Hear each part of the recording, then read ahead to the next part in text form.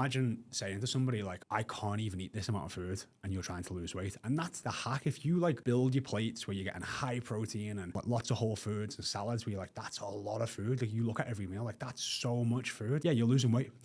You're losing weight while eating a tremendous amount of food.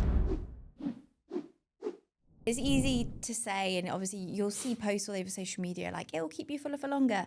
But the reasons for this are, one, it is quite difficult for your body to break down protein into amino acids. It's a bit of a complex structure, so it takes a long time. So it takes like 3 to 4 hours for your body to break down a protein in your digestive system. If you compare that to carbs, especially processed carbs, it can take like 15 minutes.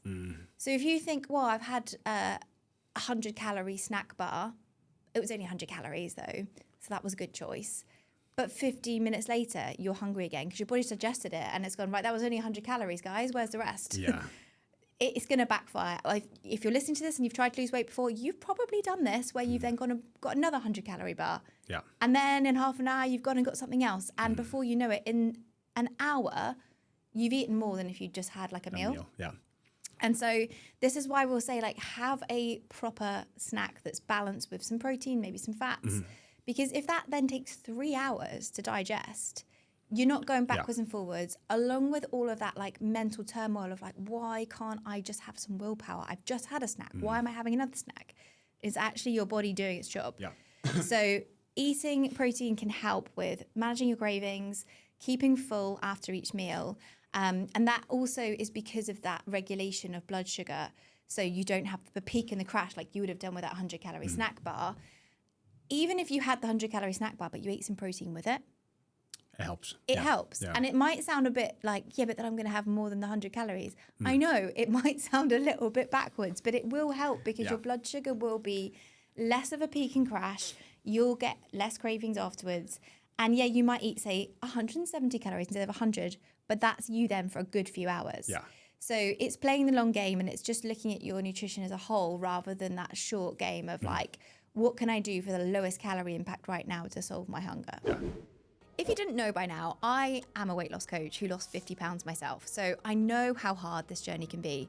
Jaymie and I built the BodySmart method to cut through the BS out there and bring together the latest weight loss science to fast track your weight loss. None of the frustrating trial and error that I battled with myself. In fact, over 4,000 women have lost 15 to 60 pounds within 6 months with us, whilst also gaining healthy habits, the knowledge and skills that they'll need to never diet again. We know you've thrown hundreds, if not thousands of dollars at this before and been disappointed endless times. At BodySmart though, we are so confident that you'll get results with our method. We have a full money-back guarantee.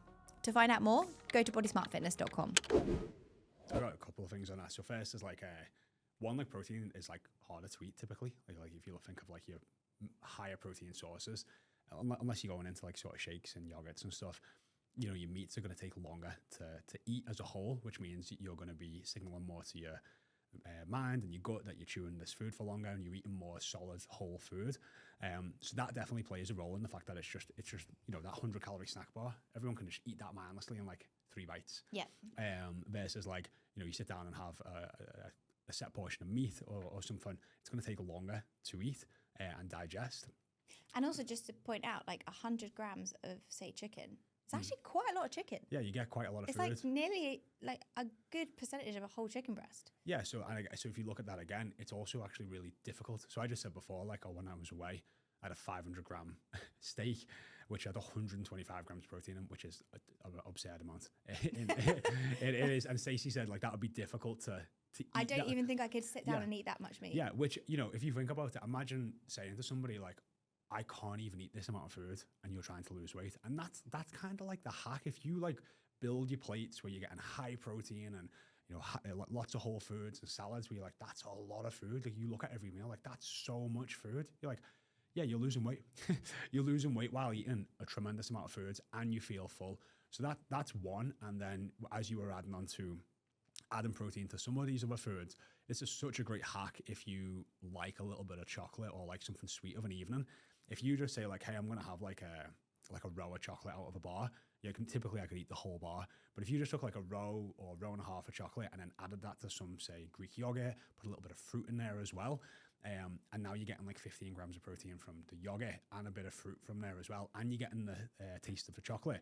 Probably the same amount of calories that you would have got from eating like loads of chocolate, and you probably won't feel the compulsion to go back as much and have more. So you get the sweetness, you get some extra protein, you get some extra nutrients from the fruit, and it just works. Again, it makes it's you're always trying to fight that like compulsion of like what these processed foods are built to do, which is like stopping you going back and just wanting more and more and more, and actually feeling satiated. Yeah, definitely.